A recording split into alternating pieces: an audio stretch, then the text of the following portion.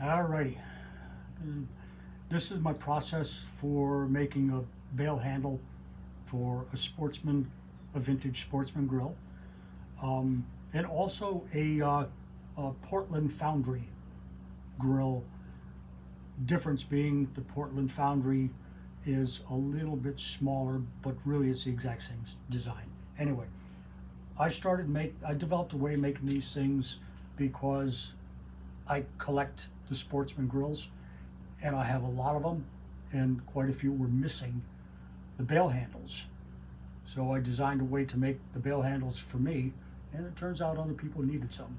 So anyway, here I'm going to show you how to make the bail handle. So I start off with a piece of cold roll steel. I think the ASE number on this is 1018. I cut it to a 40-inch length. The Sportsman is 40 inches long. The Portland grill is 36¼ inches long. But this one's going to be for a Sportsman.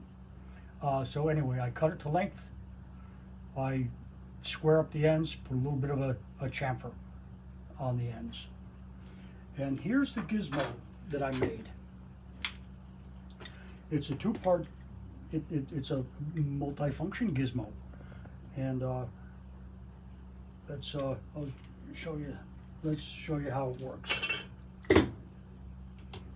So this is not a professional video, and my wife Lisa is doing all the camera work behind the phone. Hi.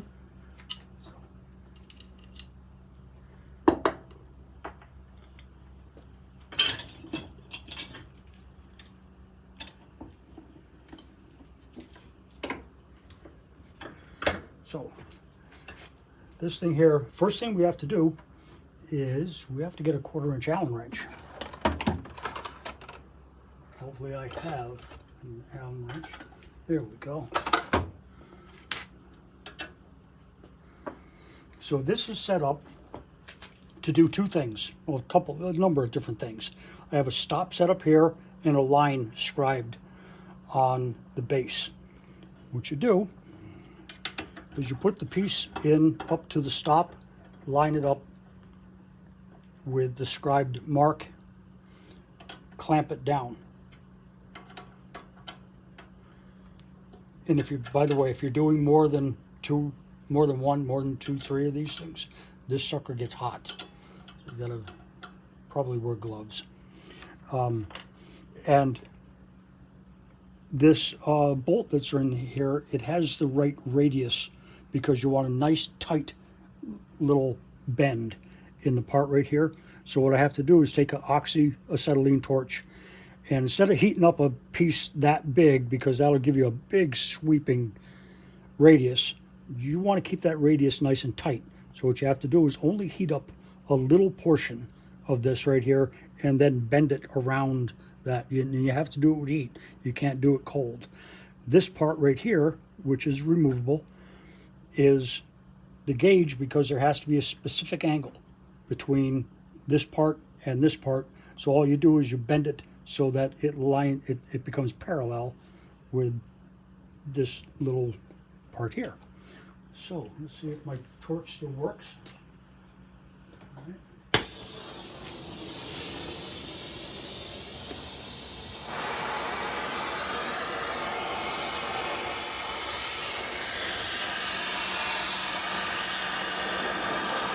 How about you come around in back of me? Oh my God. Okay. There we go. And we'll switch a little bit later on. See, what I want to do is get that nice and tight right in there so it starts to heat up. And as it starts to get red, right about there, then I start to walk it around. And you walk the heat right around the radius. It gives you a nice tight radius. And then you make it parallel with this part, and you're good.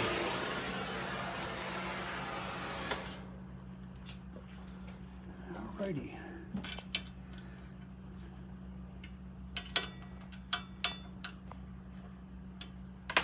Now,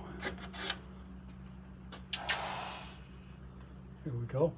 Now the thing about the Sportsman are the eyes on the bail handle, the round parts, they face in opposite directions.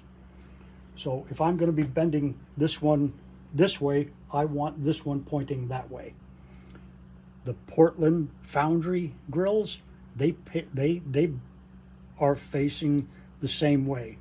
So a subtle difference, but if you're going to make bail handles, do it right. Pay attention to the details.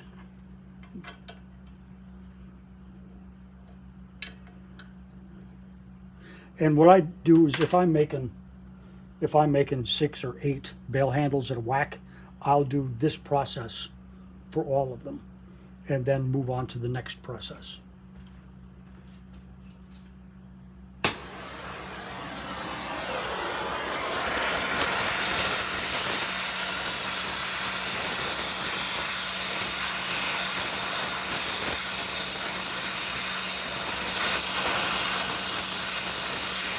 There we go.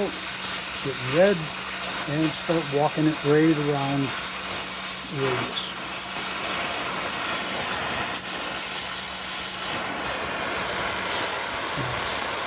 Parallel with that, and we're good.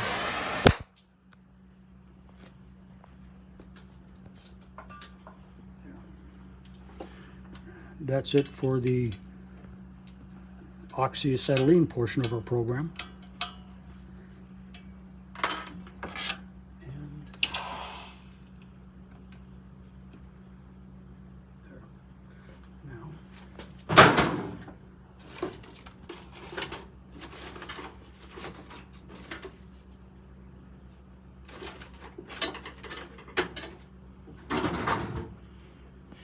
Get a little piece of sandpaper and we get off as much of this blued up portion as we can, because after we form the eye, it's very difficult to clean all this up, so we get it done now.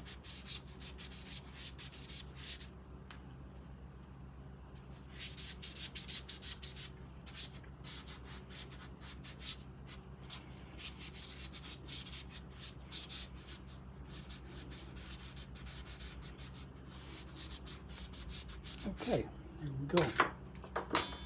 So this portion of the fixture is done.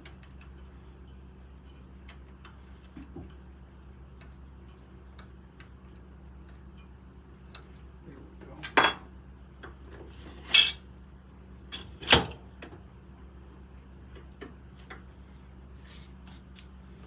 Alrighty then. So part of the development process was getting all this geometry correct, which was, it took me months to get this right.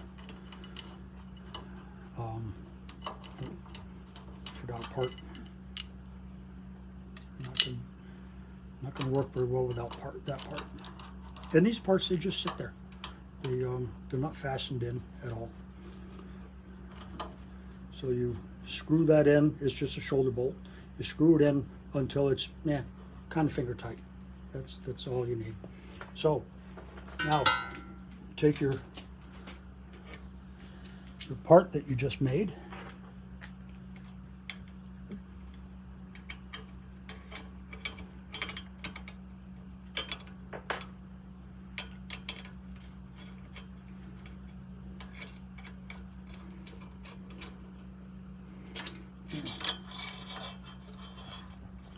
and put it right between these two pieces until the radius is right up against that roller in the middle.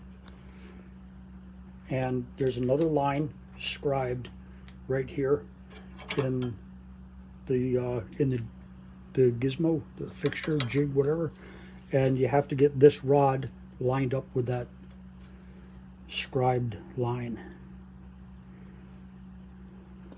And fasten your clamp back down.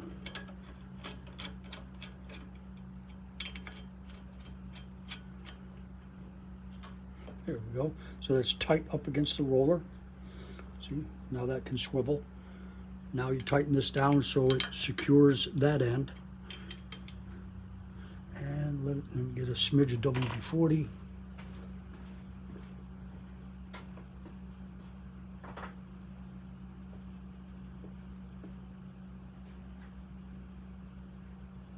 Oh, here we go. And there we go, WD-40. Put a little bit on there. Because it does take a little bit of, and now this is actually the hard part. You gotta bend this thing around and it just bends that eye all the way around. You want this a little bit bigger than 1/4 inch, but not so big that it will be able to come off these nubs that they fit on. And you kind of do that by eye.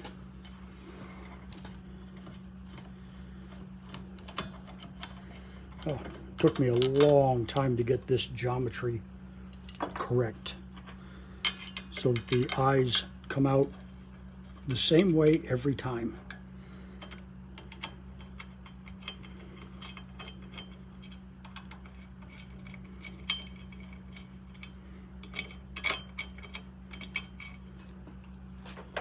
Okay.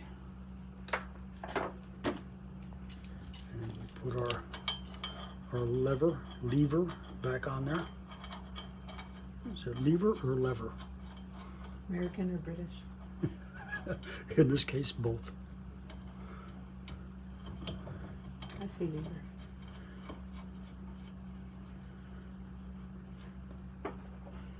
Alrighty. This goes back on there. Right up tight to the roller. Fasten our clamp back down.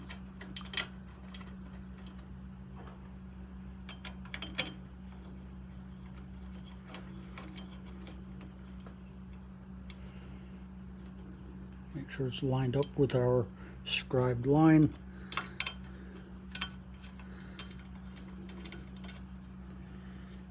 And lock everything down.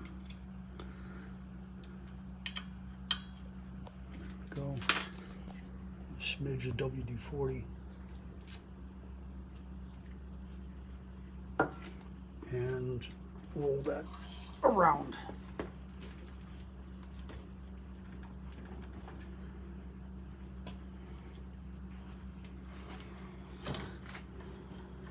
And there we go. Like I said, if I'm doing more than one of these things, I'll do all of these, all up to this stage of the process. I'll do all of the bail handles just like that. There we go. All right. And that's it for using our nifty bending thing.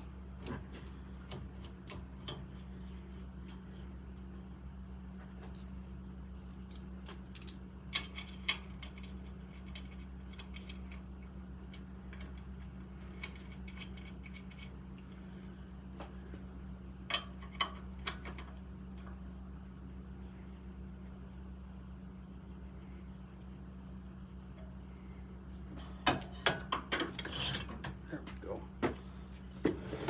And by the way, that's really hot. Okay, so, okay, now we got this rod with the eyes bent in opposite directions. The Portland one, they should both be facing in that direction. So now we get this is the way we form the arc on the entire bail handle. And this is kind of funny. When I was developing a way to do this, how do you get that arc and how do you get it the right size? So you got to bend it around something. So first I tried finding a piece of pipe, and I couldn't find a piece of pipe the right size. And then I said, well, I'll go check out the telephone pole in front of the house. Well, that wasn't the right, bending around the telephone pole, that wasn't right.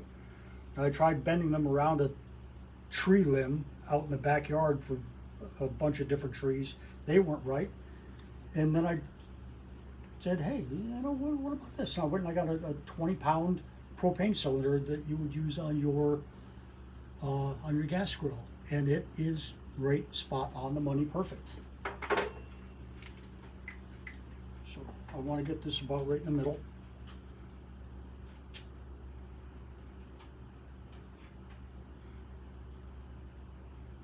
There. There we go. Now I take my little mark, that's the middle, because that was the balancing point, and I line it up with the line that I put right on my bending gizmo, and this arrow is for these eyes on the right hand side need to be up, and then we just put that around there. Wait. Okay, it's not letting me. Make it smaller. And so anyway, we just put we line our lines up and bend this around, bend it right around there, and it comes out with almost the perfect arc. We see, of course, you got these straight bits right here. So how do you get this arc in this piece? Well, what I did is I tapped a quarter 20 hole and put some fender washers on here and just make them finger tight so that stays right there, and bend that side around, flip it over,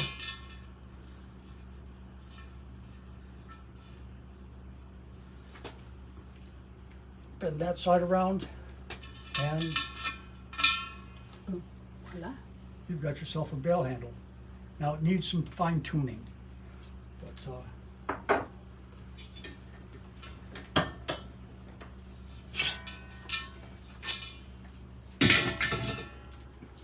these eyes may not be perfectly square with this. You want this arc going this way and these eyes to be that way, not like this or like that. So what I do is I put them in the vice jaw, get that straight up and down. You just give it a little tweak one way or the other.